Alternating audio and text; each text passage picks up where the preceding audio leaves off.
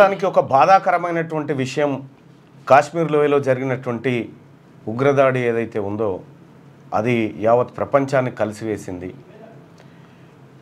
టూరిస్టులుగా వెళ్ళినటువంటి ప్రజలను అత్యంత కిరాతకంగా కాల్చి చంపినటువంటి ఉగ్రమూకలను ఏరిపారేయాల్సిందే. ఈ దేశం ప్రశాంతంగా ఉండాల్సిందే. తెలంగాణ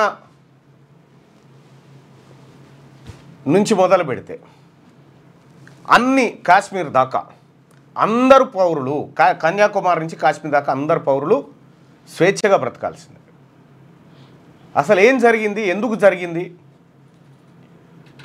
పాకిస్తాన్ బార్డర్కి, ఘటన జరిగినటువంటి బార్డర్కి దాదాపు 200-300 కిలోమీటర్లు ఉంటుంది.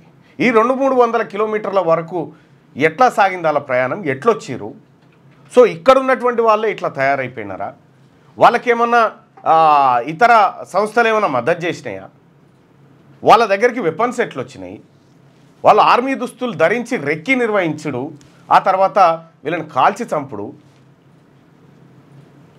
ఇంతకు భారతదేశం ఇస్తున్నటువంటి రిప్లే, సో పాకిస్తాన్తో దౌత్యపరమైనటువంటి అన్ని సంబంధాలు కట్టు, సింధు నదికి సంబంధించినటువంటి ఒప్పందం 1960 ప్రాంతంలో చేసుకున్న ఒప్పందం కూడా రద్దు, పాకిస్తాన్ పౌరులు ఎవరు 48 గంటలకు మించి భారత్లో ఉండడానికి వీల్లేదు, అందరూ నిర్దాక్షిణ్యంగా వెళ్ళిపోవాలని చెప్పి భారత్ ఆదేశించడం, ఇక్కడ ఉన్నటువంటి దౌత్య కార్యాలయం ఏదైతే పాకిస్తాన్ ఉందో పాకిస్తాన్ దౌత్య అధికారులను కూడా దేశం విడిచి వెళ్ళిపోవాల్సిందే అని హుకుం జారీ చేయడం.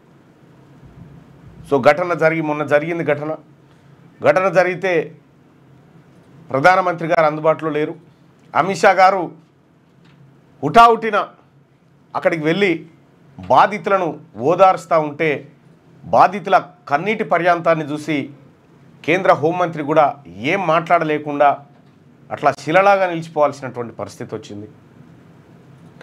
భారత్ తప్పకుండా దీనికి ధీటైన జవాబు ఇస్తుంది అనేటువంటి మాట రాజ్నాథ్ సింగ్ గారు చెప్పడం జరిగింది.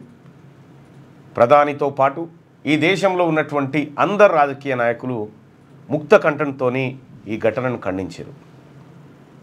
జమాతీ ఇస్లామీ హింద్ సంస్థ, మరికొన్ని ముస్లిం సంస్థలు కూడా ఈ వ్యవహారాన్ని తీవ్రంగా తప్పుపట్టినాయి.